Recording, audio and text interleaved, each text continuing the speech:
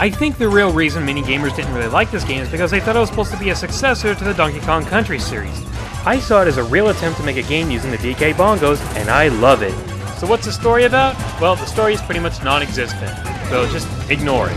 If you really want something to go by, DK is just out to be king of the jungle. That's pretty much it. Story doesn't really matter.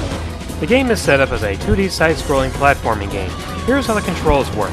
Tap the right bongo to make him move right. Tap the left to make him move left. Tap both of them in order to make him jump. Tap both of them in midair to make him ground pound. And clap in order to make him grab items. The worlds are broken up like this.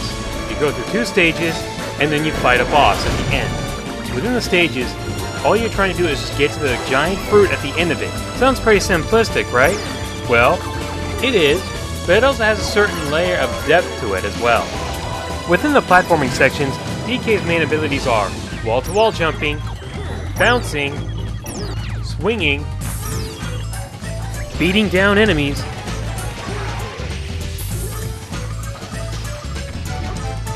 and using various animal buddies.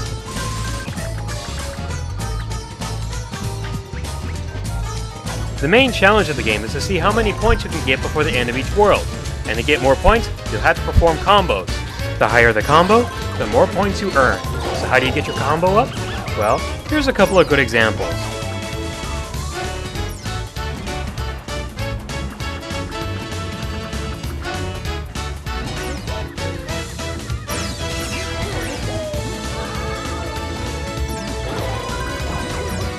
But if you get hit while performing these combos, you'll lose all the points that you earned in those combos, so try to be careful.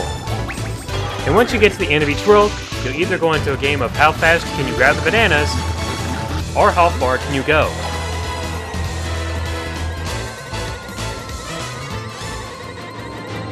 And then there are all the boss fights, and I just love these boss fights. Except for that elephant guy. Every other boss, I love them. Why? Because they give you a sort of satisfaction that you can't really get in any other game. There are 4 different kinds of fights. That stupid elephant, other apes, the birds, and the warthogs.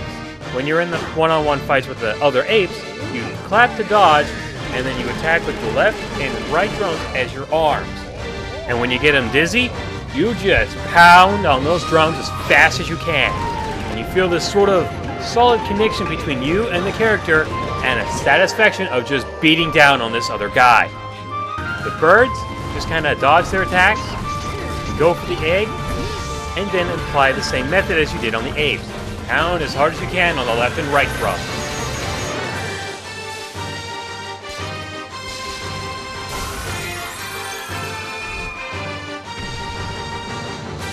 The warthogs, you gotta get them dizzy. And they'll usually throw different kind of fruits at you. A melon and a spiked pineapple. What you do is you grab the melon and kick it back at him. Or throw it back at him. Then when he's dizzy, lay the beat down on him.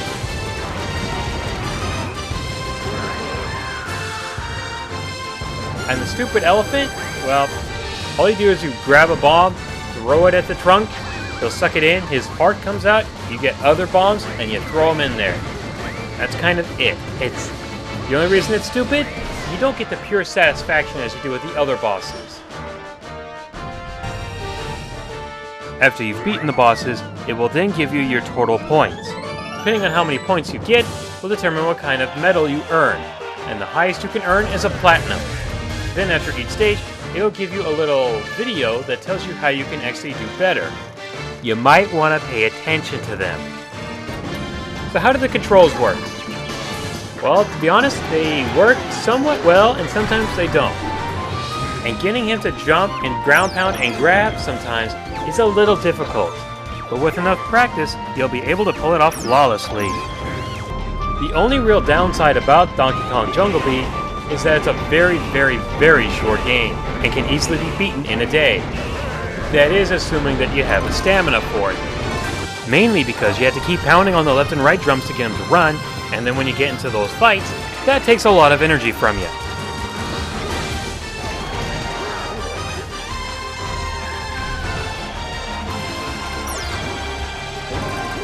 I would have wished that they could have let you go to each world and select each individual stage, just so I can get to the boss fights earlier, because those are the most enjoyable parts of the game.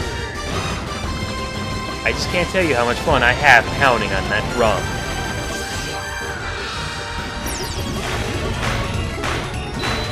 Sum it up, it has some great graphics, some innovative controls, and the better you play, the better the music gets. And its only downside is, it's just a very short game, which could come as a blessing to those who don't like it. But for me, I personally enjoyed this game. A 4 out of 5. It's an enjoyable experience for those who can play it.